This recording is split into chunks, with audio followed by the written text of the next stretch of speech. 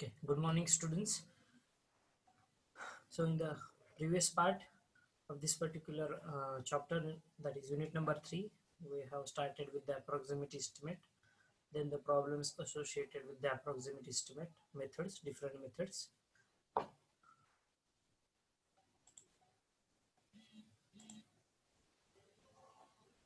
After that, we have started with the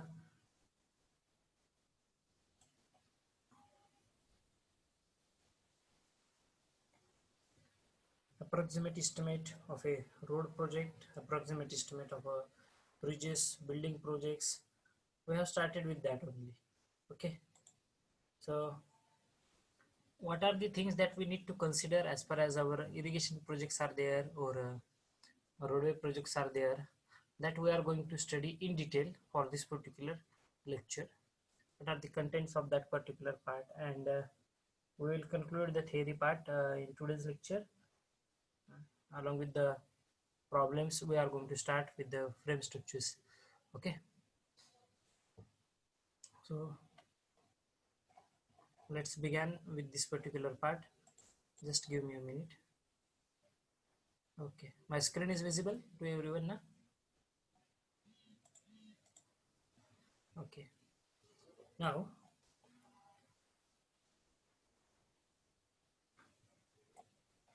we started with that problems, and then different methods we have gone through, that is service unit method, bay method, then plinth area method. We have discussed some problems, and then we have started with the yes approximate estimate of the road projects, in which what parameters we have to consider. Just we will revise yesterday's part.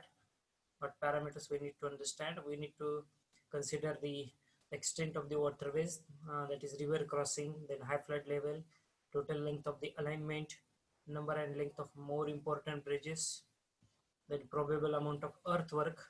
So earthwork which is required in cutting section, earthwork which is required in embankment section, then geological characteristics that we have to consider, value of the land. Now again, as far as actual cross section of road is considered, we will begin with the estimation of the earthwork which is required for the cutting purpose as well as for the embankment purpose.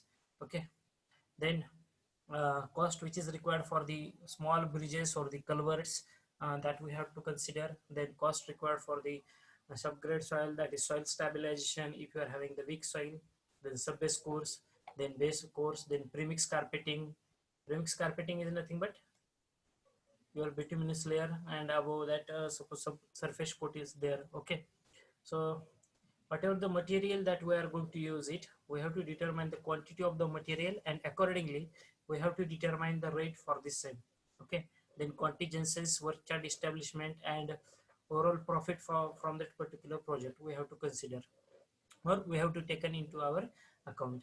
Now after that, we have started with the bridges, and in the bridges, basically loadings and the span of bridges are the two important things that we need to consider.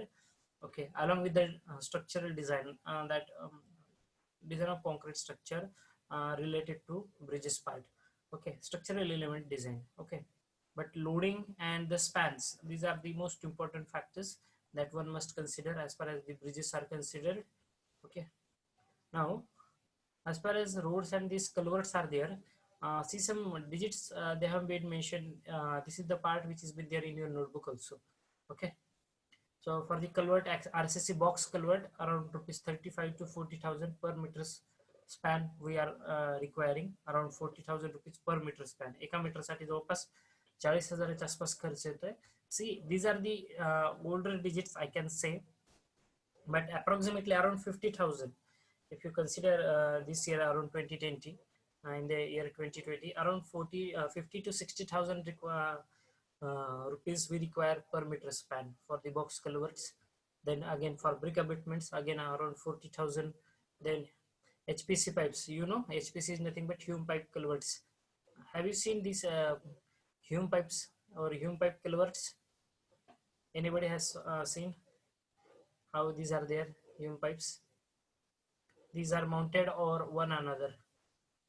The shape of the culvert is the shape is like a trapezoidal, and in which Hume pipes are being laid over one another. That is nothing but the Hume pipe culverts. or these are circular in shape and arranged randomly. Again, that you can see also. Okay, I can draw the picture also, a rough picture I can draw for your understanding.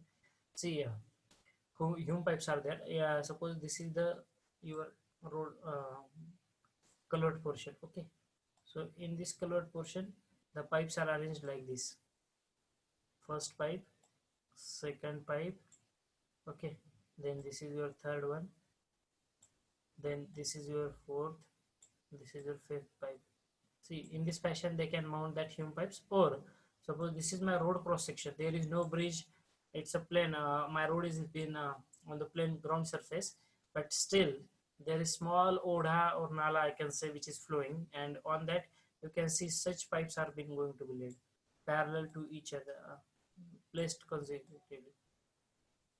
Have you seen such pictures when you are traveling on a road network? You have seen this. Pipes are been there. Okay, these are nothing but concrete pipes. We call it HPC or hume pipes. Okay, this is the system of providing the pipes. I hope it is clear now.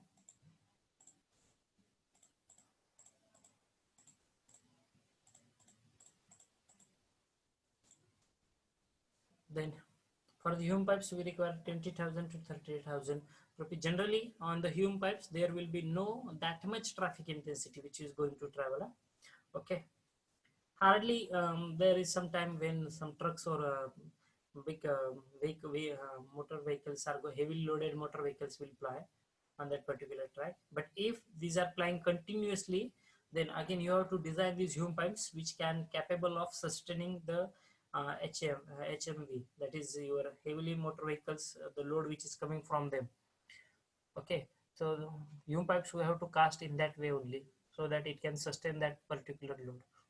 Okay, then for the roads, as per the national highway specifications, MDRs, or the national highway specifications with stabilized base, we require around 1,20,000 per kilometer. See, this is the cost which is given for the base, stabilized base. Otherwise, you said no, sir. Oh, we can construct a national highway in just 1,20,000. It is next to the impossible, because a general road will take you around 40 plus lakh per kilometer. Okay, if it's a flexible payment, you require around 40 lakh rupees per kilometer, and if it's a rigid payment, you require around 60 lakh rupees for the construction purpose. Now, these costs are given based on the material which they are using, only material. If for the stabilized best, we require around 1,20,000.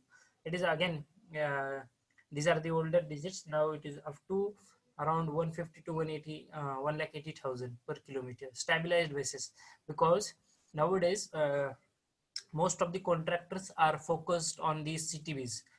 Have you heard this word before this? CTBs. CTB stands for cement treated bases. Okay, cement treated bases. That means what they are going to do.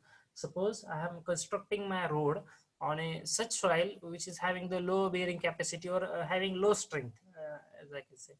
So what they are going to do at first, whatever the soil which is present, they will make a full compaction. They will remove the loose soil and they will fill up with the, it may be the your M sand, artificial sand, or it may be your whatever the natural soil.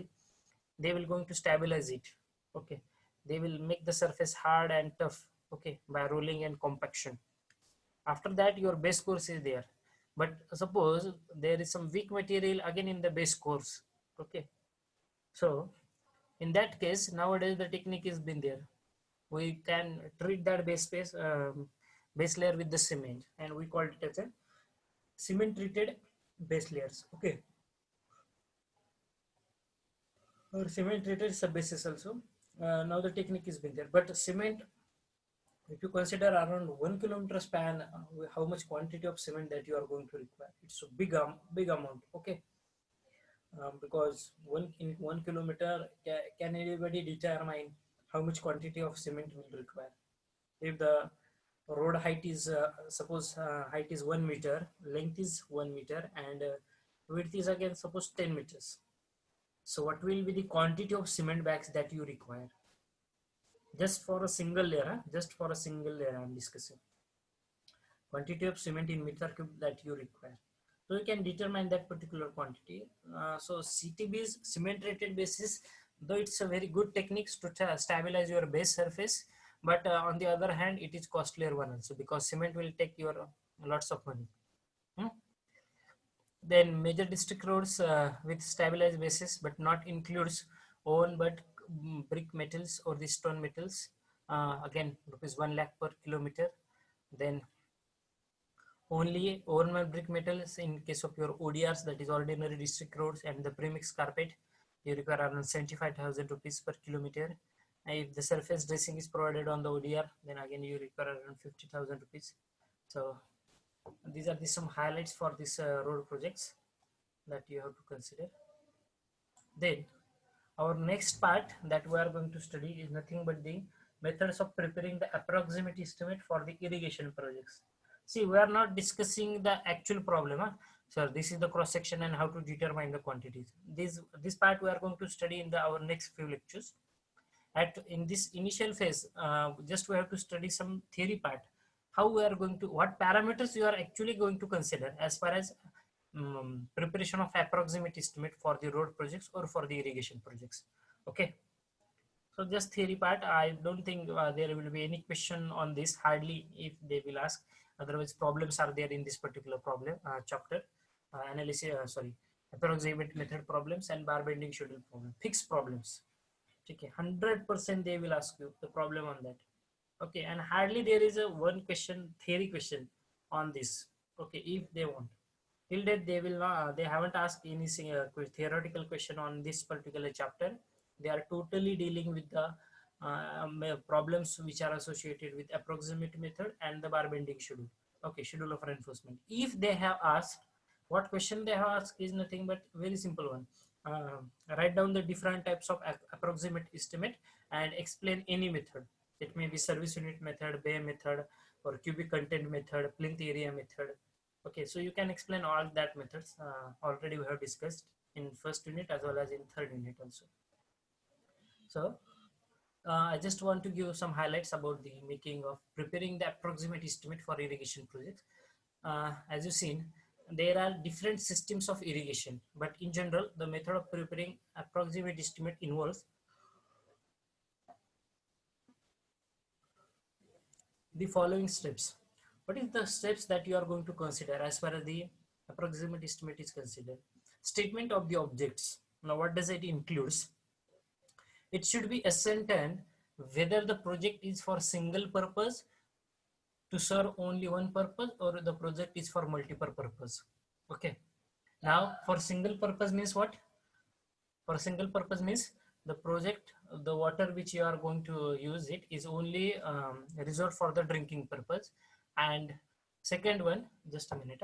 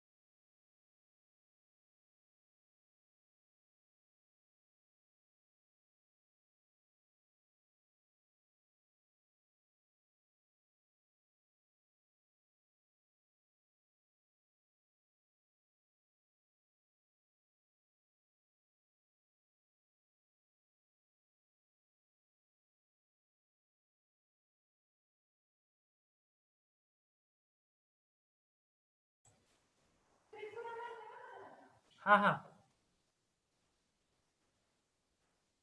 Okay, so coming back to the point, very important as far as the irrigation projects are considered, what kind of purpose they are going to serve, whether it's a single purpose that is just only restricted to drinking purpose, or these are not restricted to single purpose, that is irrigation, hydroelectric power, water supply, flood control. For every purpose they are using this irrigation, or suppose water which is from there in through the dams.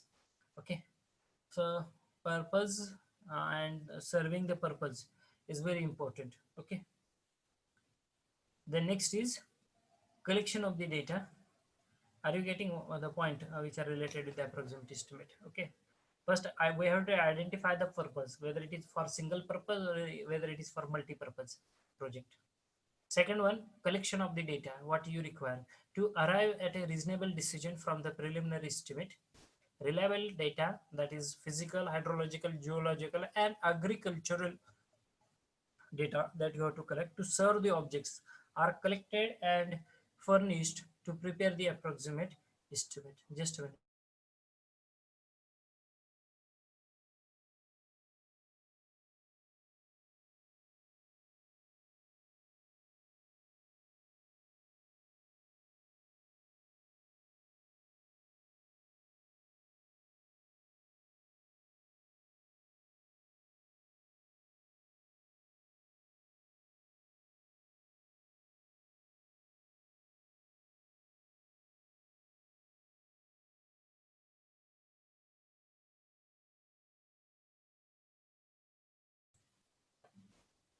Okay, sorry for the disturbance. Okay. So collection of the data as far as the irrigation projects are considered, we have to collect the data for the physical conditions, hydrological conditions, geological conditions, and the agricultural, the most important one. Okay, agricultural. Why this is required? Collection of the data. In case of any project, we're not taking only example of irrigation, but maybe road project, maybe bridge, culverts, dam project, any project. Why we have to collect the data? Why it is helping us to prepare the approximate estimate? Because based on the data collected, you can have some prediction about the future project. Okay, that will help you to predict how much cost that you are going to require. If you are having the geological data with you, geological strata conditions, yes sir, this is the type of the rock which has been there. So whether I need to go for stabilization, whether the rock nature is very poor or soil is very weak, soil is black cotton, totally restricted to agricultural purpose. So because of this data, that is geological or some environmental conditions, so temperature is generally 40 plus degree or temperature is below 10 degrees Celsius, so accordingly you can plan your construction activities. Why this data is required for any project, accordingly you can plan your activities for that particular construction purpose, and you can complete that particular project. You should have some idea about the hurdles also. हा, मी हे काम करणार आहे, मला या कामासाठी या अडचणी येऊ शकतात. I may face these problems if I start this work in this fashion. So this data is very important, and that will help you to decide to plan that particular project in a precise manner, and you can complete that without any hurdles. Okay. Now irrigation means agricultural data is the most important one. Okay. To whom you are going to serve that water? These are the agriculture farmers. Yes, definitely.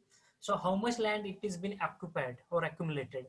किती Hector क्षेत्र पाण्याखाली जाणार आहे, त्यामध्ये किती क्षेत्र पाण्याखाली जाणार आहे, कुठला भाग हा पाण्याखाली जात नाहीये. त्यानंतर what is the distribution system they are having, म्हणजे तुम्ही ड्रिप इरिगेशन करताय किंवा इतर कुठली तरी टेक्निक वापरताय, पाणी दररोज किती पर कॅपिटा तुमचं किती डिमांड आहे. जे तुम्ही इरिगेशन इंजिनिअरिंग मध्ये शिकलेला आहात ऍक्च्युली, तरी पण मी थोडंसं असं सांगतो. पर कॅपिटा डिमांड किती आहे. एखादा शेतकरी असेल, त्याची 1-2 एकर शेती आहे, मग त्या 2 एकर शेतीसाठी त्या शेतकऱ्याला ऍव्हरेज किती पाणी लागते दररोज, मी दररोज बोलतोय, ठीक आहे. So you can have some data. If you are having some data, you can plan accordingly. मग इरिगेशन प्रोजेक्ट मध्ये तुम्ही नुसतं आपण काय फक्त अभ्यासच करणार आहोत का, नाही. Because you are going to lay down the pipes, correct आहे. तुम्ही water pumping water station install करणार डॅम पशी, आणि त्यानंतर जे काही पाणी तुम्ही पंप करणार आहात ते पाणी तुम्ही त्या शेतकऱ्यांपर्यंत पोहोचवणार आहात, त्यांच्या शेतीपर्यंत पोहोचवणार आहात. मग कशा थ्रू पोहोचवणार आहात, तुम्ही पाईप्स ले डाऊन करणार. म्हणजे आपला पार्ट कुठे येतोय इरिगेशन प्रोजेक्ट मध्ये, पाईप ले डाऊन करणे, ती सिस्टीम रन करणे. ते ड्रिप इरिगेशन टेक्निक असेल किंवा इतर कुठले, ते त्या शेतकऱ्यावरती अवलंबून आहे, परंतु त्यांच्यापर्यंत पाणी पोहोचवणे, that is our work.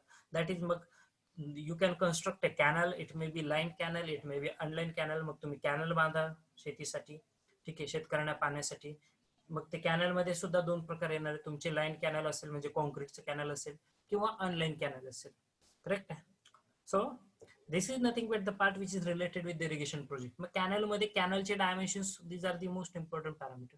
कॅनलचे dimensions काय, त्याची विड्थ काय, त्याचा फेच काय, काय कॅनलची कॅपॅसिटी काय, कॅनल किती दिवस सर्व्हिसमध्ये, इन अ इयर 360 डेज मध्ये किती दिवस तुम्ही पाणी सोडताय, किती दिवस सोडणार नाही, पाणी किती अक्युमुलेट होतंय. So everything you have to plan for the irrigation projects.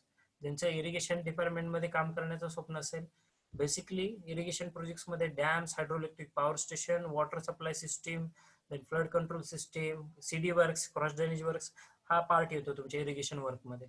ठीक आहे. आणि वॉटर सप्लाय हा त्याच्यातला एक अविभाज्य सगळ्यात मोठा घटक आहे, पाणी सप्लाय करणे, मग ते शेतकऱ्याने असेल किंवा सिटीमध्ये असेल. ठीक आहे, रेसिडेन्सला.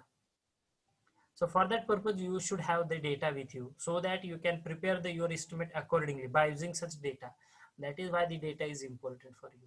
Okay, now I hope everyone is clear with this, why the data is required. Okay. Then projections for the planning. The future needs shall be evaluated. Definitely, we should have to consider the future needs of the human beings. Then true economical demand in future period. Every day our demand is increasing as far as the water or such irrigation projects are considered. Do you know now India or our state government of Maharashtra is dreaming, uh, I can share the digits with you, around we are dreaming to have a 22,000 megawatt project. Okay, 22,000. Presently it is around 13,000 in India we are having, but we are dreaming to construct or to go for a 22,000 megawatt project. That means every year India can create a electric supply or electric current, um, having the capacity is around 22,000 megawatt. Okay, 22,000 megawatt, and out of that, that is the dream project. It is not on any paper. It is the just a dream project we have started. Okay, I can share with that also some details I am having. Let me check with my book or with my notes. I have written somewhere. I have heard this word.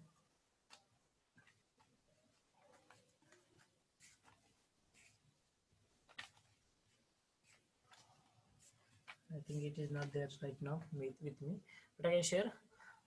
So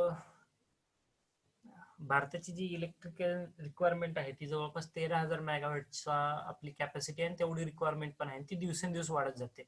ठीक आहे. आपल्याकडं right now we are focusing to construct, to build more number of hydroelectric power stations. Okay, hydroelectric जसं atomic power stations आहेत आपल्याकडे. ठीक आहे.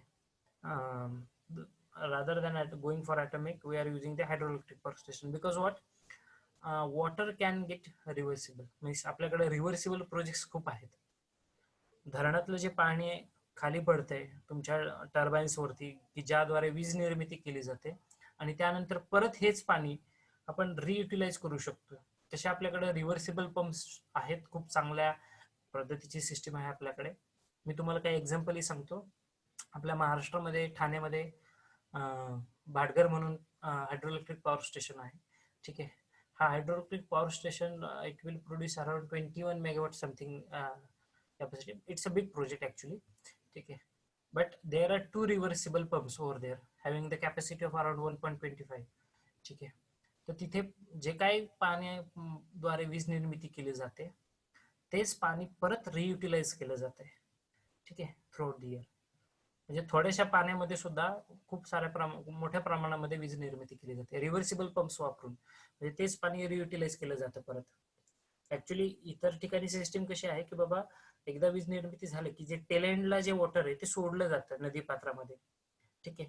मग ते पाणी परत येणं किंवा मिळवणं ते मुश्किल आहे. मग त्यापेक्षा तेच पाणी परत रियुटिलाइज करायचं, डॅम मध्ये परत पोहोचवायचं, परत त्याच पाण्यातून वीज निर्मिती करायची. सो सध्या हा एक भारताचा आणि आपल्या स्टेट गव्हर्नमेंटचा एक ड्रीम प्रोजेक्ट आहे की जास्तीत जास्त नंबर्स मध्ये आपण हायड्रोइलेक्ट्रिक पॉवर स्टेशनवरती फोकस करणार आहोत. त्यामुळे सध्या हायड्रोइलेक्ट्रिक पॉवर स्टेशनची निर्मिती ही खूप मोठ्या प्रमाणात वाढली, आणि ते जर तुम्ही औष्णिक विद्युत केंद्रात घेताल तर अख्ख्या भारतामध्ये मोजून 8 ते 10 म्हणजे खूप कमी आहेत, किंवा आता हेही काही दिवसांनी बंद पडतील. कारण एक तर दगडी कोळशाचा तुटवडा आहे, आणि कॉस्ट ऑफ त्याचं जे मॅन्युफॅक्चरिंग कॉस्ट जी असेल इलेक्ट्रिसिटी जनरेशनची ती खूप जास्त आहे. मग hydroelectric power station It is definitely it is as compared with the your atomic power station. This is on the what can I say, economical side. Okay, that is why we are focusing to produce more electricity using the hydroelectric power stations only hydroelectric power stations, and we are having that destinations also where we can build. Even I can share one example with you. Uh, just we have missed out that part because that plant is not working in the our previous industrial visit also. Uh, there is one project which is run by Tata. Okay, Tata Electricity, Tata Powers is there. So what they have done on one of the river, they have installed one hydroelectric power station having the capacity of 300 megawatt, 300 megawatt around that capacity is there. 300 megawattचा plant आहे त्यांचा. And what are the water which is after passing through the tail end. Okay, ज्यावेळेस ते electricity generate होते, electricity generate झाल्यानंतर जे tell एंडला जे water सोडलंय तेच water परत that water will come at one of the plant, जे भिरा म्हणून एक हायड्रो पॉवर स्टेशन आहे. ठीक आहे, it is in the Raigad district. मग ह्या टेलेंटच्या पाण्यावरती परत त्या भिरा हायड्रोइलेक्ट्रिक पॉवर स्टेशन मध्ये वीज निर्मिती केली जाते. त्याची कॅपॅसिटी आहे 80 मेगावॅट्सची. म्हणजे बघा, एकच पाणी आणि परत ते रिव्हर्स करून तिथं पण रिव्हर्सिबल इंजिन, रिव्हर्सिबल पंपचा कन्सेप्ट त्यांनी युटिलाइज केला. तेच पाणी परत नदी पात्रामध्ये सोडून परत ते डॅम साईट मध्ये कलेक्ट केलं जात आहे. ठीक आहे, सो आपण जवळपास 380 मेगावॅट इलेक्ट्रिसिटी प्रोड्यूस करतोय त्या एकाच 2 प्लांट वरती. ठीक आहे, एक प्लांट एका हायर टाटाचा प्लांट हा एक सम पर्टिक्युलर एलिव्हेशन आणि त्याच्या खाली हा तुमचा भिराचा प्रोजेक्ट आहे. कारण ते जे पाणी येत आहे ते वरतून उंचावरून येते, त्यामुळे टेलेंटचं पाणी सुद्धा त्यांना टेलेंटच्या वॉटर पासून सुद्धा ते इलेक्ट्रिसिटी जनरेट करू शकतात. ठीक आहे, so this projects are currently going on. I just want to share with you for your additional knowledge. Okay, so again coming back to the topic, projects for the planning we should consider the demand. ठीक आहे, आपली demand तर दिवसेंदिवस वाढत चाललेली. मी जसं सांगितलं, भारतात दरवर्षी जवळपास 13,000 मेगावॅट इलेक्ट्रिसिटी लागते आणि ती जनरेट होते त्याच्या आसपास. I don't know the exact figures. Okay, but आता जे आपण आपलं जे ड्रीम प्रोजेक्ट आहे ते जवळपास 20 ते 22,000 मेगावॅटचं प्रोजेक्ट आहे, की ज्यातला 75% भाग हा हायड्रोइलेक्ट्रिक पॉवर स्टेशन द्वारे घेण्यात यावा असं एक टार्गेट किंवा प्रोजेक्ट आहे, ड्रीम्स आहेत आपले.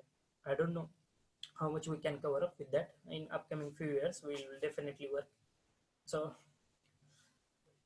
we should consider the demand. Demand ही आपल्याला माहित असणं गरजेचं आहे. शेतकऱ्यांसाठी किती पाणी लागतंय आणि तुमचे रेसिडेंट शहरामध्ये पाणी सप्लाय होतंय, पर कॅपिटल डिमांड किती आहे तुमची. ठीक आहे, that you have to consider. Then project formulation. One more thing, just less than 1 minute, 60 seconds are left to conclude this session. So if the session ends, you can rejoin the session using the same link. Okay, please rejoin the session if the session ends using the same link. So project formulation. The comprehensive list of all the possible alternative units should be prepared and defined the boundary conditions which restrict the projects. Okay, so we have to define the boundary conditions which will create some hurdles for your project. In the catalog, all the possible project units along with the alternative plans for each project unit is indicated. So how to formulate the project? You have to study at first, you have to make a detailed survey of this particular project site, and then you can formulate your alternatives. If plan A is not going to work, plan B should be there. Plan B is not there, plan C should be there. Okay, so like